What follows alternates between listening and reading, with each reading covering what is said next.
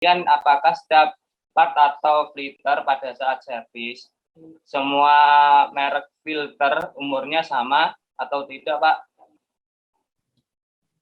Untuk penggantian filter sesuai dengan standar di OMM, misalnya kan untuk filter yang diganti di 250 jam, berarti kita ganti di 250 jam. Apapun mereknya ya, mungkin satu Fleetguard, satu lagi Donaldson gitu kan.